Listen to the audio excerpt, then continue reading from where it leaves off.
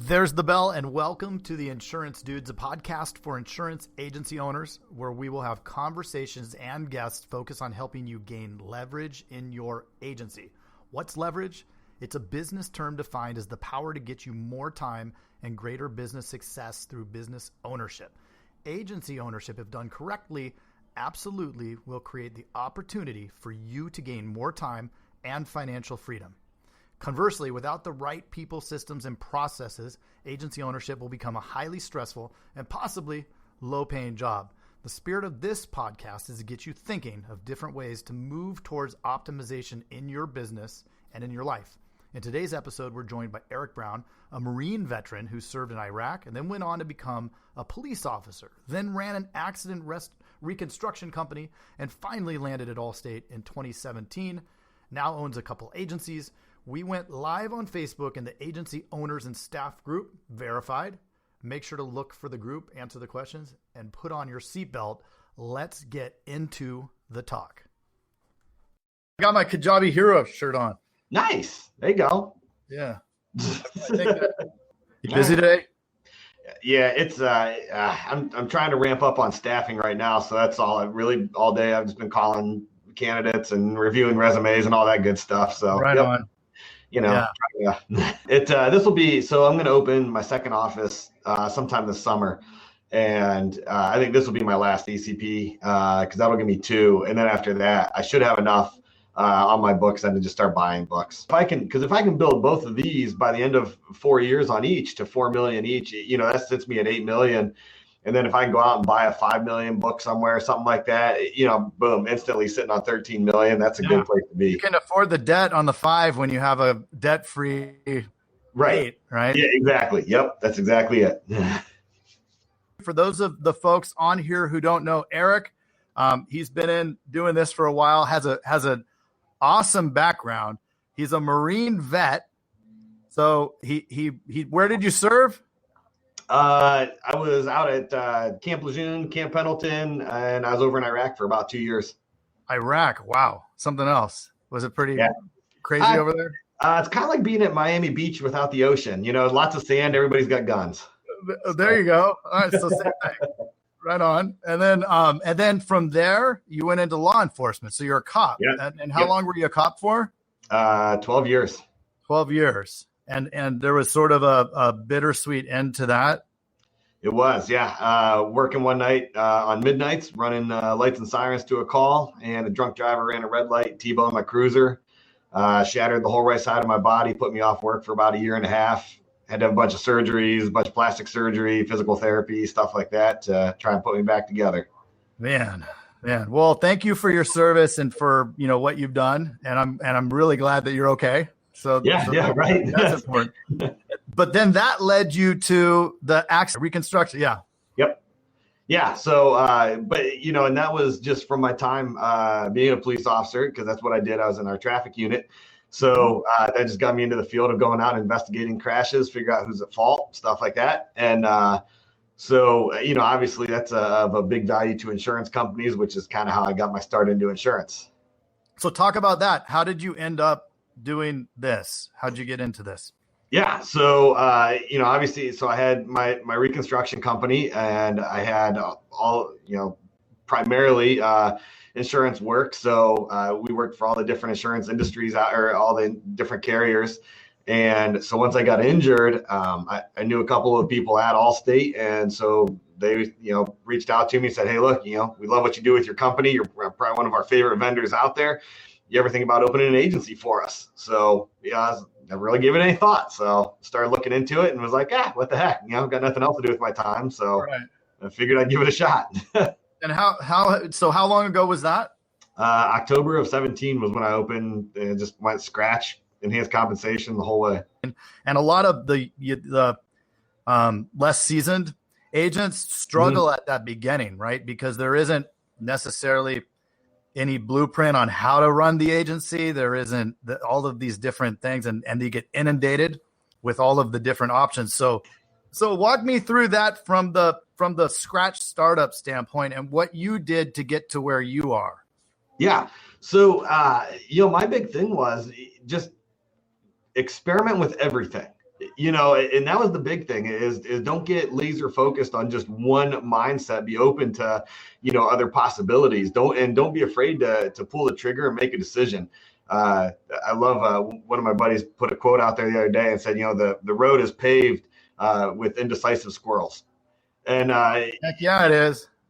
So don't be afraid to pull the trigger. I mean, if you see something that isn't working or something that you want to change, do it, because you're never going to know unless you give it a shot. Somebody says fail often. And what, I don't know what to say. It's fail all the time, fail often, but that's where you get the experience, right? Is making those mistakes. Yeah, absolutely. So that was my thing. And, but just little stuff like, man, if you want to change your phone system or something, people sit there and mull over it for 6 months. And it's like, if what you have isn't working to the point that you're already considering changing, just pull the trigger and change it. Yeah. So that's really, really important and sage advice is pull the trigger. And also to make those strategic bets, right? That's what business is. It's okay. I'm going to look at some options here. I'm going to try to pick the best one. And oftentimes it's you pick the wrong one, right? But you make the choice and you're making that, it's almost a bet, right? You're going to make a bet on this strategy to buy. Let's say we're going to buy Allstate lead marketplace leads. Everybody says it's terrible, right? But it can't be entirely terrible because they're in business and people buy them. And there's people that are winning using those. So it speaks to possibly maybe it's the process. Yep, exactly. As humans, and I catch myself doing it a lot too, is you do something, it starts to go south, and then you instantly eject and you're like, no, this one isn't working without actually going into it. Did you have any experiences like that? Yeah, it actually, the number one I would say would be in hiring. So like for me, you see agents have a lot of great luck on Indeed. So I'm like, great, let me start an Indeed account. Well, it's expensive, because you can run your budget up $500 a month, $1,000 a month, whatever. And so these resumes start pouring in and you can't find anybody qualified. And that was my exact knee-jerk reaction was, oh, dang, pull out of Indeed. Don't do that anymore. And then it took a month or two to realize like, hey, maybe I should reach out to some of these agents that have really good success with it and ask what they're doing different. And you find a lot of times that, their process was entirely different than what I was doing. So I was the one creating the problems. Often it's not the thing itself. It's how the thing is managed. Right. Exactly. Because almost any mechanism that we have available to us, whether it's, like Facebook leads with you guys over there or internet leads or something to drive the traffic to the agency. Yeah. In some capability, somebody is being successful and winning at that strategy. Yep. And so what I've found in working with and talking to lots of agents is gravitate towards the ones that are winning at the thing you want to do. Right. Because there's a lot of ways to skin the cat. Yep. That's exactly it. So, and you look at guys, like you said, that complain about internet leads or Facebook leads or whatever leads they complain about. And, you just got to find the people that are winning in that space and find out how they're doing it and, try and crack that nut a little bit. And then once it starts working, pour the money into it. Exactly. Yeah. Once you start to gain some ground, now you got to invest. Exactly. You're getting ROI, pour money. It's going to make a multiplier. Exactly. So what was one of, and I know that, we all have struggles. And so I'm going to pin you down here.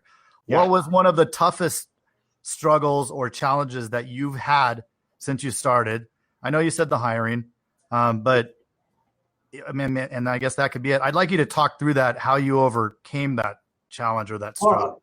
I'll tell you what. So I'll just say staffing in general was probably my biggest struggle. And I'm a year and a half in, and I'm just now starting to feel like, okay, maybe I have a handle on staffing a little bit. But a lot of agency owners, me myself, my big thing was letting my staff hold me hostage.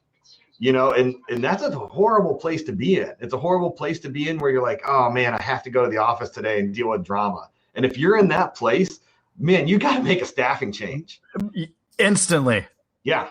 Yep. Because you are going to make that staffing change if you already are upset because you have the drama. Yeah. Here, just case in point, here in January, I walked into my office and one of my producers that was writing 70, 80 items a month consistently, we had to part ways. His drama was bringing down the office, and you know what? Hey, look, man, sorry, I got to let you go. And that's a tough decision, for a lot of agency owners to swallow. Very tough. It seems like sometimes the best of the best do have a little bit of a crazy factor to them. Yeah. And if you aren't able to manage that craziness, then it can drive you crazy. Yeah, exactly. I've had my share of those as well. Yeah. But what happened? So let's walk through that. So you got rid of this guy, and I know that it was probably or likely it was a struggle mentally for you to be like, I'm going to give up 80 items. And how did you handle that? Well, and actually, so January was a big change. So I had 6 LSPs, and actually I let 3 of them go in January. So I cut my workforce in half. But I had a certain direction I wanted to go, and I have a certain culture that I want to instill in my staff, and they just weren't hitting it. So I knew I had to make that change. I knew coming into February that was going to make February a rough month, but statistically looking at my previous February, I knew this was already a rough month. So if you're already going to have a bad month anyway, might as well just make the staffing change now and ramp up for the spring. It often feels worse in the moment. Yeah. But surprisingly enough, my 3 remaining staff, they stepped up and, they picked up the ball and they're running with it. So, my 3 staff are carrying the office. We'll pull through. We'll do better than we did last year and only running with 3 staff. So saving a little money too. That's exactly. Always nice because you can take that. And I've been in those situations. I've had as many as 12, gone down to 5, and it kind of fluctuates. And you get those situations where, well, do I bring on the additional staff that's going to be, $3 or $4 grand, or do I take that $3 or $4 grand and invest it in the activity for them? Right, drive some activity with leads, and we've had those conversations. And when you have, depending on the team you have at that moment, they could be like, yes, get me the leads. We'll pick up the slack. Right. Instead of training somebody. Yep, exactly. So that's awesome that they came through for you. Yeah. So, like I said, that's setting me up now for a good March. And so in February here, I was able to focus primarily on hiring. And I have 4 people that I'm onboarding here in 2 weeks. And, so we'll staff back up. Do you have a small little jail area in your office? For me or for my staff? Either way. Yeah. So for me, I just have my bar. That's where I retreat to. So I just signed a lease on my office right next door to my current office. So we're going to expand over there, and that's going to become my new sales office for my team. So the new people I'm going to onboard are going to onboard over there. And then once they're done, I'll move the rest of my sales team over there and kind of consolidate all them just in one area. That is awesome. Awesome. So, and you're opening a new one. Yeah. Yep. Just got approved to open my second agency. And so what's the ramp up time on that for people who may be considering opening another agency? It just depends. For North Central region right now, they said they're about 5 months behind. So from when they approve you, it's going to take about 5 months before you can open your doors. The company's behind? Yeah. So they don't have enough APSs and everybody else to try and help open an office. But you've been through it, so that maybe, that you won't have those same growing pains, which is kind of nice. Right. Exactly. And the way I look at it, that's fine for me. Start bringing staff in now. I'm already looking at hiring and, starting to bring those people in and get them trained up so that day one we can go out there and just crush it. What's your plan for staff size? So I'm a little aggressive on my next office here on open. I would like to do 15 P&C producers and 5 life-only producers. That's awesome. That is awesome. And you will. If you believe you'll do it, then you will do it. Yep. So up there, I'll open with 20 sales and one additional service to add to my service team here. We're going to take a quick break here and introduce our sponsor. Your Insurance Dudes podcast is sponsored by Agency Vault, an industry leader in agency coaching, hiring, and sales training. Agency Vault's unique connection between the hiring process and the sales training process has helped thousands of insurance sales producers and agents gain confidence and strengthen their abilities to sell more policies with its powerful 7-step trusted advisor sales framework. For more information, navigate to www.agencyvault.com. And now back to episode 3, interview with Eric Brown.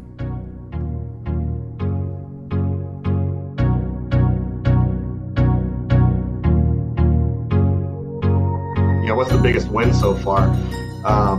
It's exactly like we talked about. Find a path that works for you, diversify, but then just dive in. Once you start finally getting traction, don't be afraid to invest in yourself. And that's another thing that I hear from a lot of agents is they go, well, I want to invest in the stock market. I want to invest over here. I want to invest in here. Why wouldn't you invest in your own business that you control? You control the destiny of that business. Yes. So why are you not investing in that and grow your business that you own? And you know it. You know the market. You know how it operates. You know all the things that you need to do. Yeah, exactly. So, great stock. Right. So, the way I look at it, and I just said this the other day, and a lot of agents think I'm crazy, and that's okay. I like to be crazy. So last year we did $1 million in just Facebook leads alone. That's my only advertising that we did. So this year, I just saw one of my buddies did $780K in 1 month. So I'm like, well, why can't I do $1 million in 1 month? And you know what? So then the idea came. I'm going to see if I can throw enough money onto my Facebook marketing to write $1 million in 1 month in Ohio. To write, so what kind of budget would it take to write $1 million in premium? A big one. Right. It depends. 4 or 5 million. Yeah, so different months hit differently. With about $10,000, a little bit less. So if you do about $7,000, can get you about 120 grand in premium. Is roughly what I'm seeing. So, I figure if I look at 25 to 30,000, I should be about there. That is awesome. So it's going to be a big spend. I think that if people are paying attention, and when they do, that you just said something that I think is that little golden nugget that people are constantly asking. How much do I need to spend? What should I get? Say that again. You spend $7,000. Yeah, so I spend currently about $7,000 a month now to write about 120,000 ish. Right, which even for a regular agent like me, not a non-ECP agent, that's almost doubling. Yeah. Right, a 7,000 spend, you're writing that much. So it's very exciting. Yeah. Yep, exactly. So don't be afraid to spend that money. I mean, that's what it's there for. It is. Yeah, and invest. I mean, invest in yourselves, especially, when you start getting bonus time and man, set some of that bonus money aside and use it for when that month hits. And we all know that month, where you're going along and nothing else has changed, but all of a sudden, like 1 month, you just start crushing it. You know what I mean? Like deals are just closing left and right. And that's the month, man. That's the month. Just go all in. Just go all in. I mean, if you're closing business that month, man, just put that pedal to the metal. Keep going. Press it harder. Right. Exactly. Don't just be like, oh, well, I made out this month. Like you should have made out more.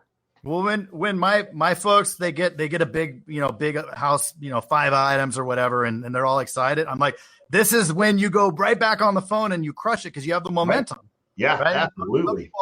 Celebrate. Okay, I'm done. No, you don't mic drop. This is when you push the pedal to the metal. Yeah, absolutely. And finish strong. Finish strong. That is awesome. Well, hey, we appreciate you hopping on. This show is going to be called coming soon, The Insurance Dudes. Nice. Jason Feltman's going to be joining me on this, so it's going to be a lot of fun. We're going to bring a lot of cool, different ideas and energy to it. We'll probably have you back because we'd like to hear about after the Open. Yeah, nice. I'm game. What's the date? The target date? So our target date now, they floated somewhere between June or July, just depending on kind of where everything's lining up. It'll be 125 degrees here when that happens. So yeah, we'll be lucky to be in the, the 70s. Yeah, come out and visit to get into the cool air. There you go. Well, hey, Eric, thanks so much for joining. And we'll hit you up, get you back on down the road. Absolutely. I appreciate it, man. Have a good one. Thank you. Take care. See ya.